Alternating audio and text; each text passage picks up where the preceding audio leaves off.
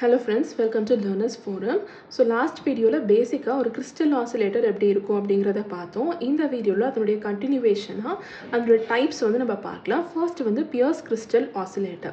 So இந்த Pierce crystal oscillator அப்படினா நம்ம புதுசா ஒரு crystal oscillator வந்து நம்ம டிசைன் பண்ண போறது கிடையாது. ஆல்ரெடி எக்ஸிஸ்டிங்கா இருக்கிற Colpitts oscillatorல பாத்தீங்க அப்படினா crystal யூஸ் பண்ணி ஒரு சின்ன modification வந்து நம்ம பண்ண போறோம். அதுதான் நம்ம Pierce crystal oscillator அப்படினு சொல்லுவோம்.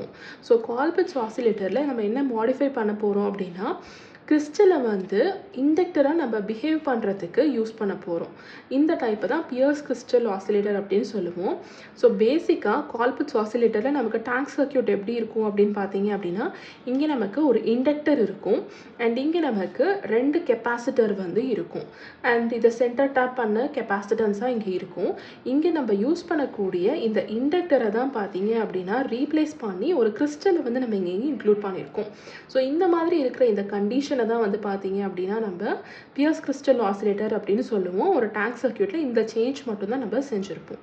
சோ இப்போ இது வந்து பாத்தீங்கன்னா ஆல்மோஸ்ட் எல்லாமே வந்து கால்பிட்ஸ் ஆசிலேட்டரோட சிமிலரா தான் இருக்கு. சோ அதனால வர்க்கிங்ல இருந்து எல்லாமே நமக்கு கால்பிட்ஸா இருக்கும்.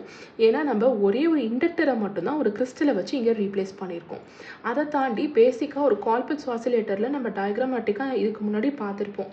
R1 R2 RE வந்து பயாசிங் ரெசிஸ்டன்ஸா யூஸ் பண்ணிருப்போம். C வந்து emitter bypass capacitor, CC1 CC2 coupling capacitor, RFC choke வந்து AC/DC ஆபரேஷனுக்கு நடுவுல இருக்கிற ஐசோலேஷனை ப்ரொவைட் பண்றதுக்காக யூஸ் பண்றது அப்படினு எல்லாமே நமக்கு காமனா இருக்கும் except for the change of replacement of inductor tank circuitல. so resulting circuit frequency வந்து எது டிசைட் பண்ணும் அப்படினா இந்த கிறிஸ்டல்ல கிடைக்கிற சீரிஸ் ரெசோனன்ட் frequency ஆன இந்த Fs. அதனால தான் நமக்கு ஒரு நல்ல frequency stability வந்து இங்க மெயின்டைன் ஆகுது. so Colpitts oscillatorல ஒரு சேஞ்ச் பண்ணது தான் Pierce crystal oscillator. அதே மாதிரி நெக்ஸ்ட் டைப்ல பாத்தீங்கன்னா Hartley oscillatorல ஒரு சின்ன மாடிஃபிகேஷன் பண்ணி நம்ம இன்னொரு டைப் வந்து பார்க்க போறோம். so அது என்ன அப்படினா Miller crystal oscillator.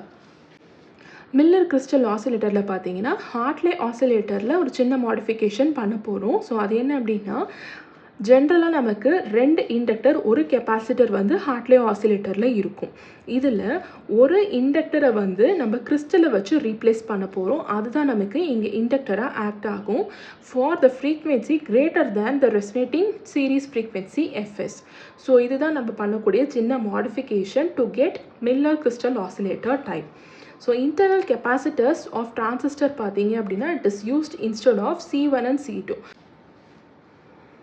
அதனால நமக்கு இந்த ஸ்ப்ரே கெபாசிட்டன்ஸ்னால நமக்கு frequency affect ஆகிறது அந்த மாதிரி chances வந்து எதுவுமே இருக்காது. and due to low output power it is not used in high frequency applications. ஆனா அத தாண்டி வேற என்ன அப்ளிகேஷன்ஸ்க்கு இத நம்மளால யூஸ் பண்ண முடியும் அப்படினு பாத்தீங்கன்னா trigger circuits, sawtooth generators, phase control and timing circuits எல்லாத்துக்குமே வந்து இந்த Miller crystal oscillator வந்து நம்ம யூஸ் பண்ணிக்கலாம். So இப்போ நம்ம பார்த்த LC oscillators and crystal oscillators இருக்கிற பேசிக் டிஃபரன்ஸ் என்ன அப்படிங்கறத நம்ம கிளாசிஃபை பண்ணி பார்க்கலாம். LC oscillatorsல பாத்தீங்கன்னா டேங்க் சர்க்யூட்ல நம்ம இண்டக்டர் அண்ட் கெபாசிட்டர் அப்படினு நிறைய காம்போனன்ட்ஸ் தனித்தனியா வந்து யூஸ் பண்ணிருப்போம்.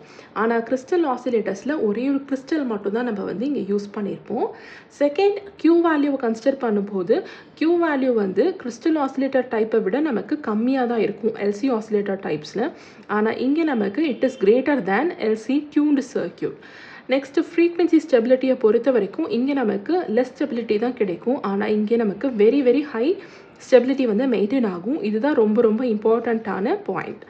next bandwidth பொறுத்த வரைக்கும் LC oscillatorsல நமக்கு நிறைய இருக்கும். ஆனா crystal oscillatorsல நமக்கு கம்மியான bandwidth தான் கிடைக்கும். effect of temperature வந்து நமக்கு இங்க சிவியரா இருக்கும். இங்க நமக்கு நெக்லிஜிபிளா இருக்கும். and frequency range வந்து பாத்தீங்கன்னா இங்க ஜாஸ்தியா இருக்கும். ஆனா இங்க நம்ம stability பாக்கும்போது நமக்கு frequency ஒரே வேல்யூ அதாவது ஒரு லிமிட்டட் வேல்யூல இருக்கும்போது தான் நமக்கு ஒரு நல்ல ஸ்டெபிலிட்டியை மெயின்டைன் பண்ண முடியும். so frequency range வந்து நமக்கு இங்க லிமிட்டடா இருக்கும். அதுதான் நம்ம வந்து அப்ளிகேஷன்ஸ்ல கூட நம்ம பார்த்தோம். so இதுதான் crystal oscillators உடைய டைப்ஸ் பத்தின கன்ஸ்ட்ரக்ஷன் அண்ட் வர்க்கிங். இன்னைக்கு பார்த்த இந்த கான்செப்ட்ஸ்ல உங்களுக்கு ஏதாவது டவுட்ஸ் இருந்துச்சு அப்படினா கமெண்ட் செக்ஷன்ல போஸ்ட் பண்ணுங்க. Thank you so much friends.